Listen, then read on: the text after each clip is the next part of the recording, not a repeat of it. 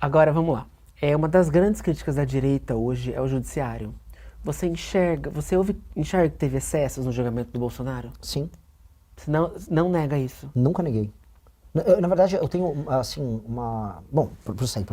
Não, é porque uma das grandes críticas hoje é o Supremo. Sim. E se você enxerga essas críticas que a direita faz ao judiciário? Vou até apimentar mais. A crítica a direita faz a mim também, pelas minhas posições sobre o próprio judiciário e sobre o próprio Bolsonaro. Quais posições? Vamos lá. Eu acho não, tenho certeza que o Bolsonaro tentou gestar um golpe durante o mandato dele. Tenho certeza que ele tentou fazer isso. E, inclusive, as provas coletadas ilegalmente pelo Alexandre de Moraes, entretanto coletadas, as provas levam a gente a isso. Reuniões que são absolutamente não republicanas com chefes das Forças Armadas para tocar um plano que envolvia fechar o TSE, dizendo que a urna tinha sido fraudada e eles não têm prova nenhuma disso. As próprias Forças Armadas falaram isso. Então tem esse ponto. O Bolsonaro estava com essa tentação. O que o sistema, que é podre, mas que é o sistema, falou? Temos que brecar isso. Então você tinha um problema concreto de um lado e do outro você tinha um sistema podre do lado. No fundo, se você perguntar para um apoiador do Bolsonaro que ficou na frente do quartel, e veja, as pessoas foram para frente do quartel por quê? O que o quartel faz numa democracia? Elas foram no quartel porque elas queriam que os militares agissem. Ninguém vai para frente do quartel pedir, por favor, faça uma consultoria, sei lá, uma Não, tudo auditoria. bem, mas assim, pra mim aquele movimento foi muito orgânico. Não, pera. Orgânico, ele foi porque as pessoas foram pra lá. Sim. Dito isso, a motivação das pessoas é em cima de um chamado que tem. E o chamado que tinha é, a urna foi fraudada, façam algo. O Bolsonaro vinha, minha caneta é pesada. O que ele quer dizer que a caneta é pesada? Quando ele falava da caneta, o pessoal ficava falando da caneta, é do tipo, ele vai fazer uma GLO, ele vai fazer uma intervenção, o famoso artigo 142, que essa turma ficou pedindo pra ele fazer há muito tempo. Tá, mas você acha que o TSE, ele foi parcial durante Acho as que ele foi eleições de parcial. 2022? O que eu quero te falar, Firmino, é que assim, esse raciocínio é muito importante. Mas aqui. e que todas aquelas vezes que tentavam calar o Bolsonaro? Mas pera. Pera aí, que não pode falar que o Lula fez isso. Foi absurdo. Não pode falar que o Fizeram Lula essa é coisa. amigo de não sei Fizeram quem. isso com o Brasil Paralelo também. Pois é, então, mas assim, você acha então que o TSE foi parcial em 2022? Acho. Só que é muito diferente falar que a urna foi fraudada. É esse o ponto, Firmino. Firmino, eu não posso pecar pela imprecisão. Eu tenho que ser preciso. Eu não tinha nada a ver com aquela briga. Eu não gosto do STF. Meu grupo político foi o primeiro a pedir ministro do STF de todo mundo. Contra o Marco Aurélio ainda no impeachment da Dilma. Eu fui aluno do Alexandre de Moraes. Eu fui aluno do Lewandowski. Eu conheço essas pessoas. Eu fui aluno, tive aula na faculdade de Direito da USP. Você é advogado? Não me formei. Larguei a faculdade e fui ser empresário. Tá. Mas eu estudei na melhor faculdade do Brasil de Direito e eu conheço profundamente essas figuras. Eu sei como eles pensam, eu sei como eles agem. Eu não gosto deles. Agora, eu tenho que entender quem é o Bolsonaro, eu tenho que entender quem é ele, o que ambos estavam fazendo e por que isso tudo foi uma desgraça para todos nós. O Bolsonaro não queria governar e o Bolsonaro tinha essas tentações. E a gente não pode negar as manifestações que eram chamadas. Tinha uma manifestação de 2021 que chamava Eu Autorizo. Autorizo o quê? Todos eles estavam falando. Autoriza que é uma GLO. Autorizava a ideia de um artigo 142, uma intervenção militar. Essas coisas estavam no vocabulário geral. E aquelas pessoas que foram mobilizadas aí para frente dos quartéis acreditavam que, após perder a eleição, a última coisa que restava era o Bolsonaro anular as urnas. Saiu, isso tem provas, do Palácio do Planalto, todas as discussões sobre aquela ideia de um argentino que falou que a urna foi fraudada e que aquilo era tudo mentira.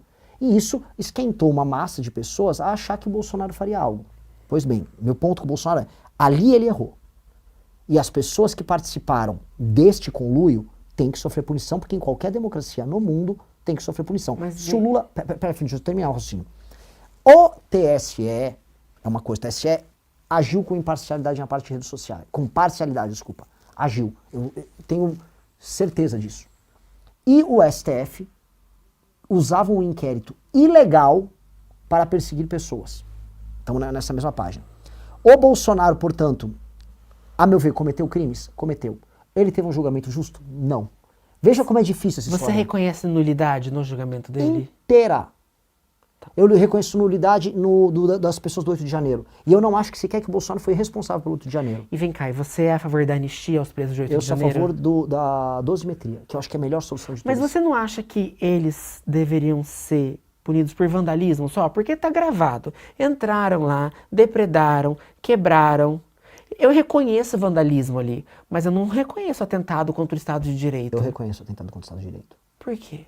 Porque, vamos lá. Vocês acham que eles tinham condição de fazer alguma coisa ali? Olha só, o que eles queriam, isso está demonstrado. Essas pessoas estavam, no geral, na frente dos quartéis.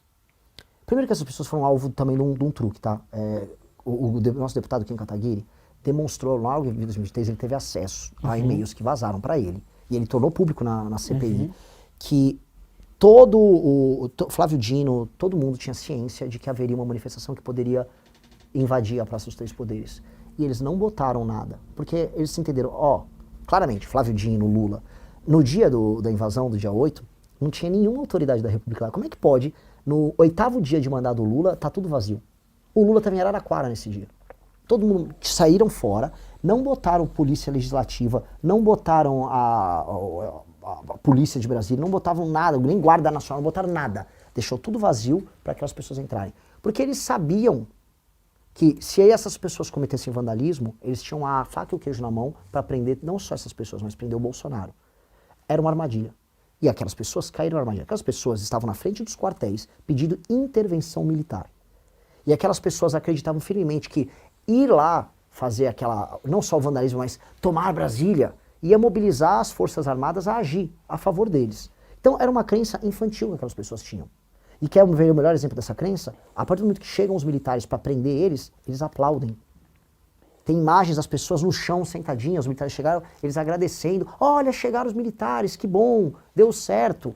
Então, fala-se muito de ter alguém ali fomentando, pessoas intrusas ali fomentando esse ataque. Você acredita nisso?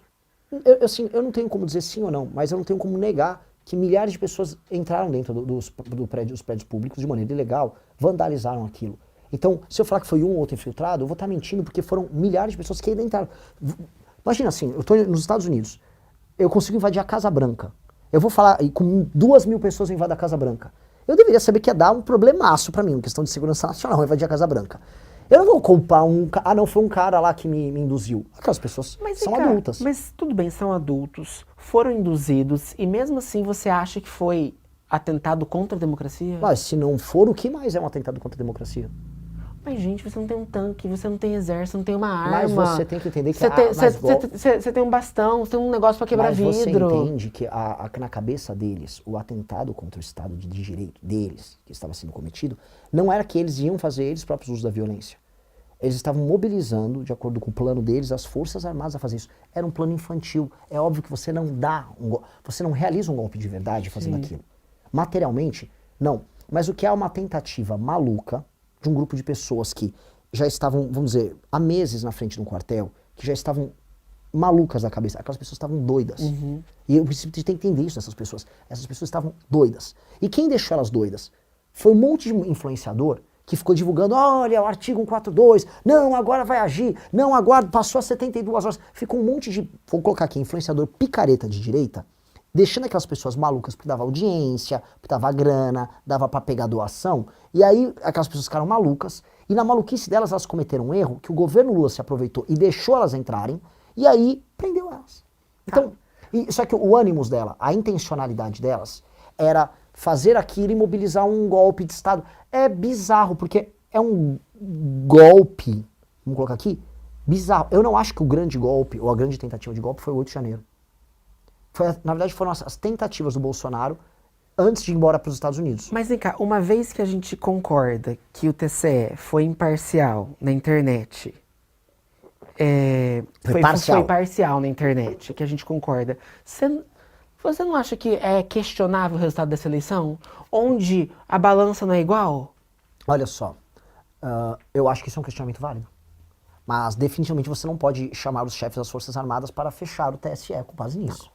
Você pode, por exemplo, judicializar. E se judicializar e cair na mão de um STF que está agindo de maneira corrompida? Aí nós temos um problema político. Mas veja que existe um caminho, e o Bolsonaro não adotou o caminho. Porque, veja, o Bolsonaro não adotou o caminho... o caminho oficial dele, dos apoiadores dele, dos influenciadores dele, não era o de questionar este elemento. Esse elemento foi um elemento menor no questionamento deles. O elemento principal é que a urna foi fraudada, que o resultado foi roubado. Eles nunca comprovaram isso. O Bolsonaro chamou as Forças Armadas para auditar as urnas, as Forças Armadas falaram, tá ok. As Forças Armadas fizeram o relatório delas. Então, só que aí, como ele não tinha esse material, ele quis levar as pessoas a crerem E ele, o filho dele, Eduardo, divulgou com um argentino que chama Semedo, uma história de que a urna, ele conseguiu ver a fraude, era mentira, pô, foi comprovado que era mentira. Então, o problema é, pessoas foram induzidas a acreditar que a urna foi fraudada. Você acredita na urna eletrônica? Eu não sou fã da urna eletrônica, só que agora eu tenho um partido político e agora eu tenho condição de, porque por lei, de poder ver, então, checar todo o processo e entender o funcionamento da urna. Isso vai acontecer? Isso já aconteceu e não há, tecnicamente, meios de fraudar. Eu concordo com o método? Não. Eu sou a favor do voto impresso?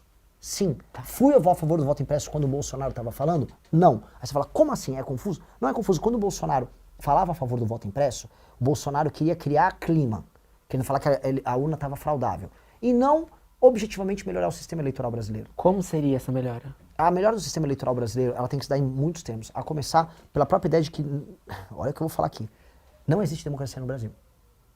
A democracia no Brasil é uma piada. O principal problema democrático no Brasil não é sequer a urna. É que as pessoas, na hora de votar, especialmente pro legislativo, vendem o voto delas. A compra e venda de votos no Brasil é a base da democracia brasileira. Tá.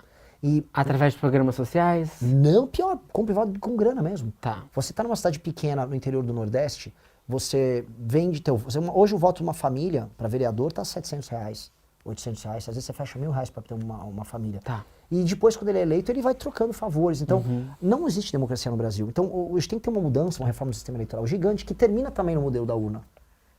Por que é sempre essa mesma empresa? Por que a gente não pode fazer implementos e mudanças, né, no modelo? Por que eles querem? Você viu que lançaram agora uma urninha, que é um boneco, o TSE lançou. É uma coisa constrangedora, como se eu tivesse que amar uma urna. Aquilo é só uma urna. Por que não discutir melhorias nisso? Nós temos que discutir todas as melhorias possíveis nisso. Só que isso também tem que ser discutido o modelo democrático brasileiro, que é um modelo fictício. Não existe democracia de verdade no Brasil. Por causa da compra de voto. Com certeza.